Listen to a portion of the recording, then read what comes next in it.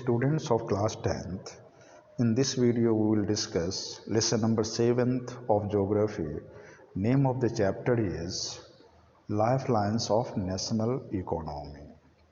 In this video we will discuss about international trade. Before going to international trade, let us discuss what is trade. Trade is the exchange and transfer of goods and commodities among persons, regions, and nations for satisfying necessities and for profit considerations.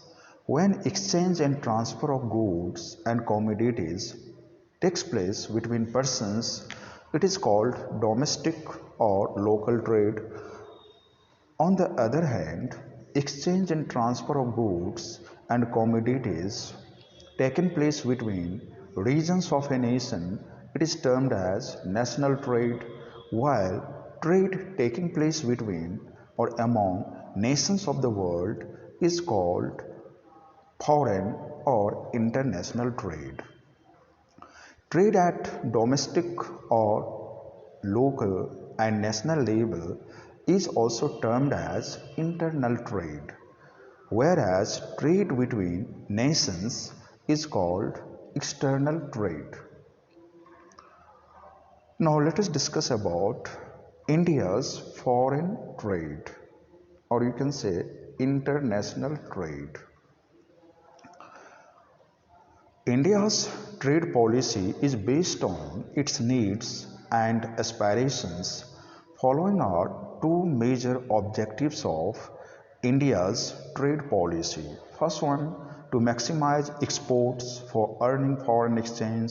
Second one, to maintain imports to the bare minimum for meeting our requirements of defense, development, and essential commodities.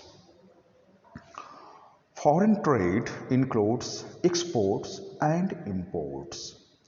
Export trade is the trade in which a country supplies its surplus goods and commodities to other nations and earn valuable foreign exchange. On the other hand, import trade is the trade in which a country obtains these goods and commodities from other countries in which it is deficient and has to expend the valuable foreign exchange reserves. By importing goods and commodities from other countries, a country satisfies the needs of its people. Now we'll discuss about the balance of trade. Difference in the value of export and imports is called balance of trade. When the value of exports is more than that of imports, the balance of trade is said to be favorable, whereas when the value of exports is less than that of imports, the balance of trade is said to be unfavorable.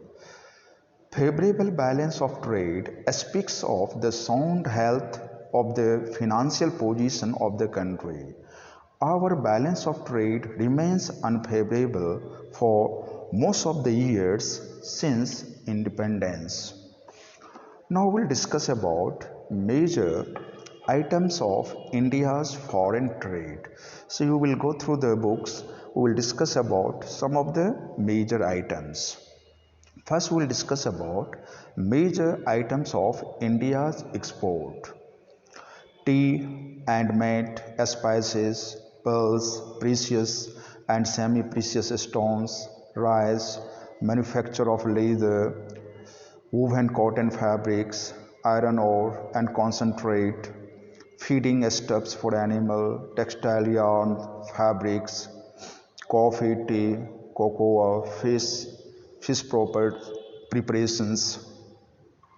After fish preparation, meat and meat preparation, cereals and cereal preparations, vegetable and fruits, sugar and sugar preparations, tobacco and tobacco preparations, manufactured tobacco, metalliferous ores and metal scrap, organic and inorganic chemicals, dyeing, tanning, and coloring materials, essential oils and perfumes, medicinal and pharmaceutical products, artificial resins, plastic materials, soap and cleansing materials, explosives and pyrotechnic products, leather,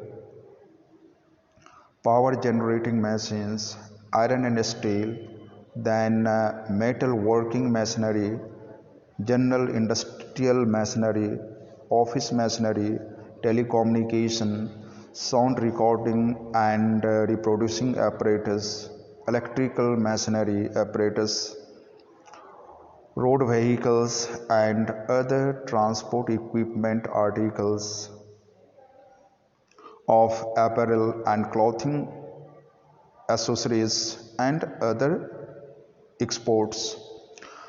After that, we will discuss about major items of India's imports. First one, petroleum, oil and lubricants, capital goods like manufactures of metals, non-electrical machinery, apparatus and appliances including machine tools, electric machinery, apparatus and appliances, transport equipment. Third one, edible oils. Fourth one, fertilizers and chemicals product including dyeing, tanning and coloring materials.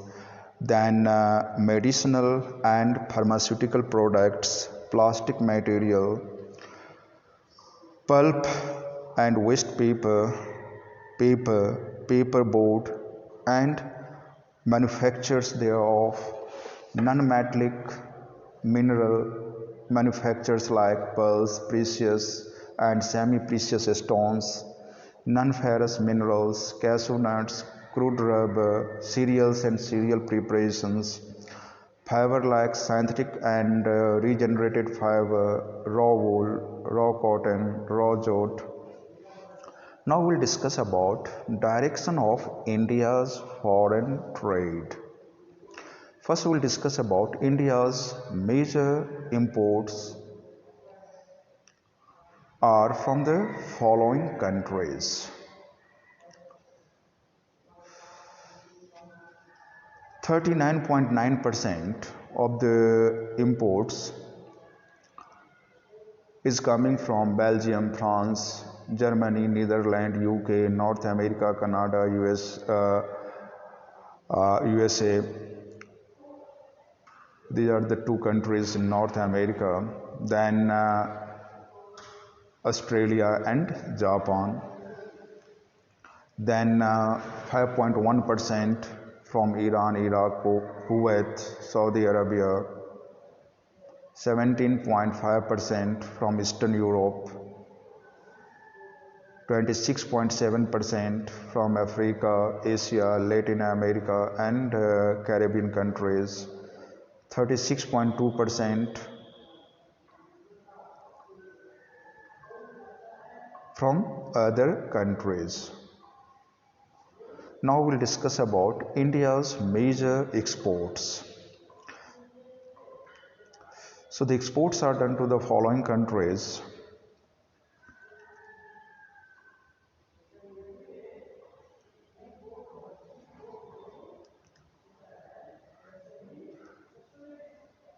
(22.7%)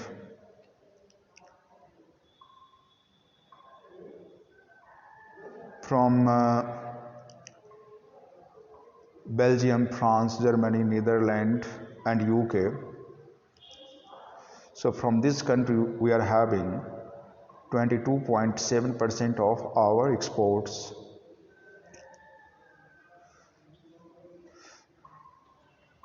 Then 22.4% with Canada and United States of America. From Australia and Japan 5.1%. 10.9%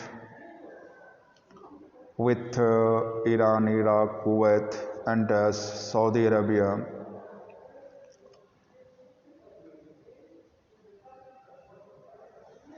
Then from Russia 2%, 26.7% from African countries, Asian countries, Latin American and Caribbean countries, and from other countries 7.3%. So these are the share of different countries to which we are exporting our products. Now we'll discuss about causes of adverse balance of trade of India. Except 1972-73 and 1976-77, India's trade balance has been adverse since independence. The following are some of the causes of this situation: three major wars and Kargil conflict. Then second one, natural calamities,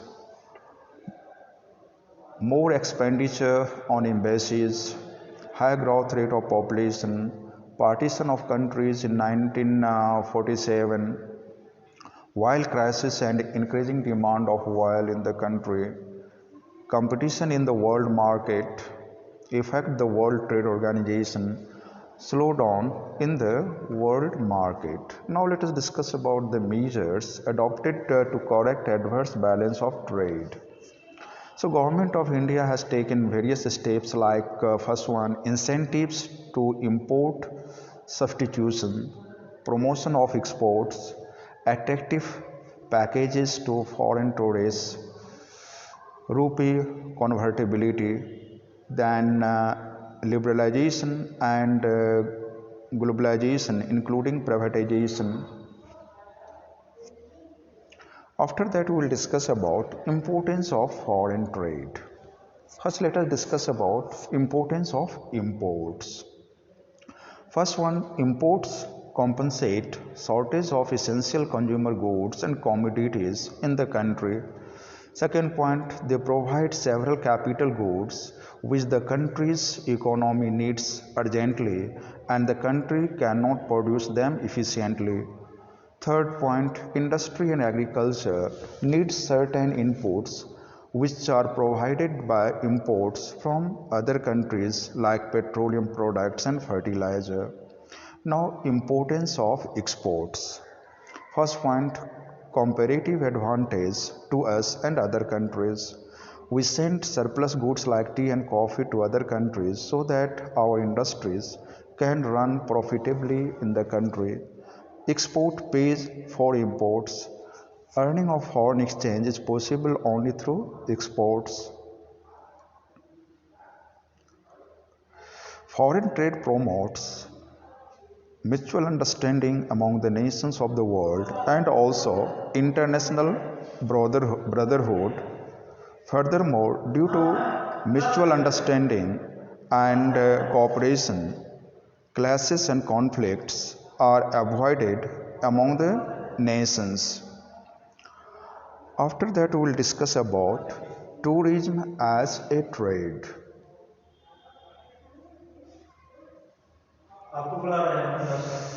So, with regard to the first point, what we can count,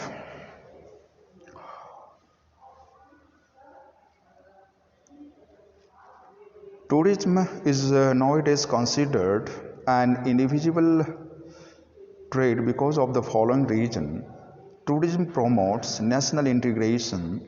Second point, people of different areas, region, countries mix with one another, thus help in promoting and developing international understanding. Third point, it supports local handicrafts and cultural pursuits. People buy the items of handicrafts and cultural items. Next point, over 1.5 crore people of India earn their livelihood directly from tourism industry.